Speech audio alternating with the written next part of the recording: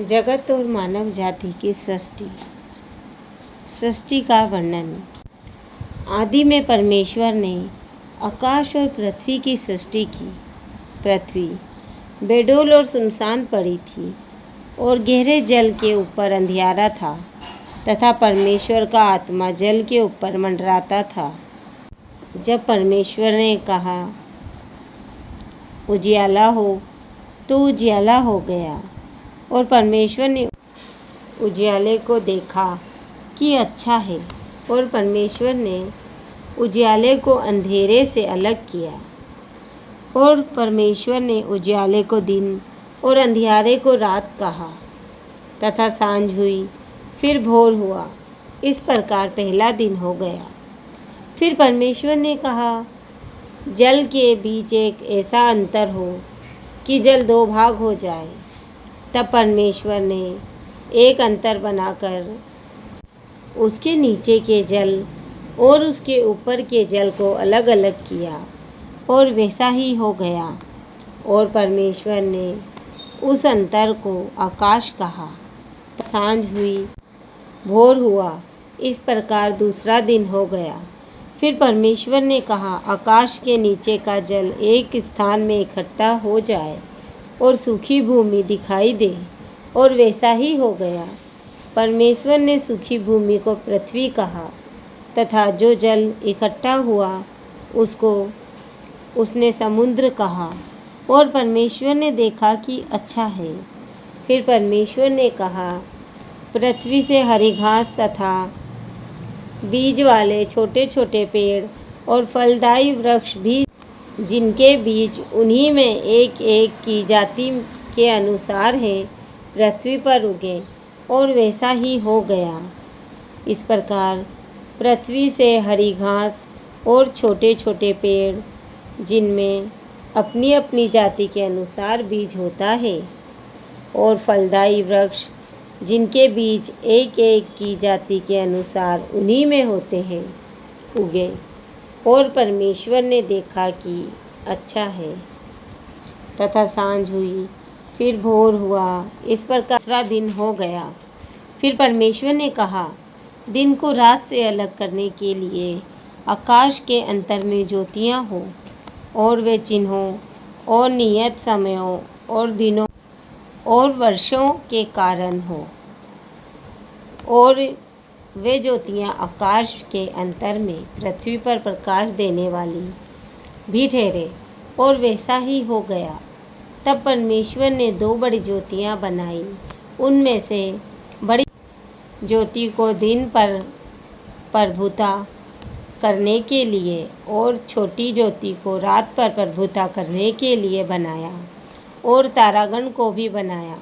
परमेश्वर ने उसको आकाश के अंतर में इसीलिए रखा कि वे पृथ्वी पर प्रकाश दे तथा दिन और रात पर प्रभुता करे, और उजियाले को अंधियारे से अलग करे। और परमेश्वर ने देखा कि अच्छा है। तथा सांझ हुई और भोर हुआ। इस प्रकार चौथा दिन हो गया। फिर परमेश्वर ने कहा, जल जीवित प्राणियों से बहुत ही भर जाए, और पक्षी पृथ्वी के ऊपर आकाश के अंतर में उड़े।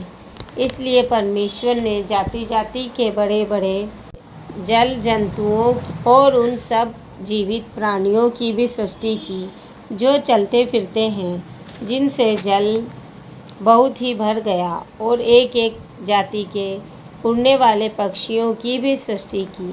और परमेश्वर ने देखा कि अच्छा है। और परमेश्वर ने यह कह के उनको आशीष दी, फूलों फलों और समुद्र के जल में भर जाओ, और पक्षी पृथ्वी पर बढ़े। तथा सांझ हुई, फिर भोर हुआ। इस प्रकार पांचवा दिन हो गया। फिर परमेश्वर ने कहा, पृथ्वी से एक एक जाति के जीवित प्राणी, अर्थात घरेलू पशु और रेंगने वाले जंतु, और पृथ्वी के वन पशु जाति जाति के अनुसार उत्पन्न हो।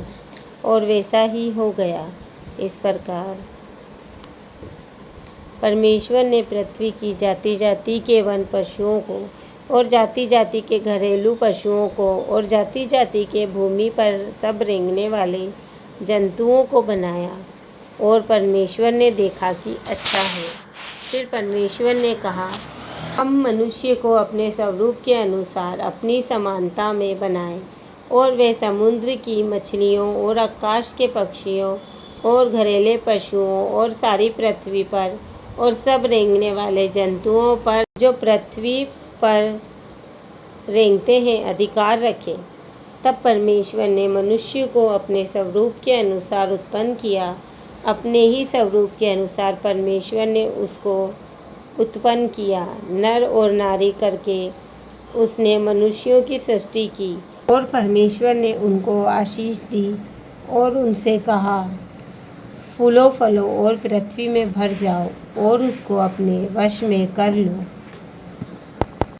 और समुद्र की मछलियों और आकाश के पक्षियों और पृथ्वी पर रेंगने वाले सब जंतुओं पर अधिकार रखो। फिर परमेश्वर ने उनसे कहा, सुनो, जितने बीज बोने वाले छोटे छोटे पेड़ सारी पृथ्वी के ऊपर हैं और जितने वृक्षों में बीज वाले फल होते हैं वे सब मैंने तुमको दिए हैं, वे तुम्हारे भोजन के लिए हैं। और जितने पृथ्वी के पशु और आकाश के पक्षी और पृथ्वी पर रेंगने वाले जंतु हैं जिनमें जीवन का प्राण है, उन सब के खाने के लिए मैंने सब हरे हरे छोटे पेड़ दिए हैं। और वैसा ही हो गया। तब परमेश्वर ने जो कुछ बनाया था सबको देखा तो क्या देखा कि वह बहुत ही अच्छा है। तथा सांझ हुई, फिर भोर हुआ, इस प्रकार छठवां दिन हो गया।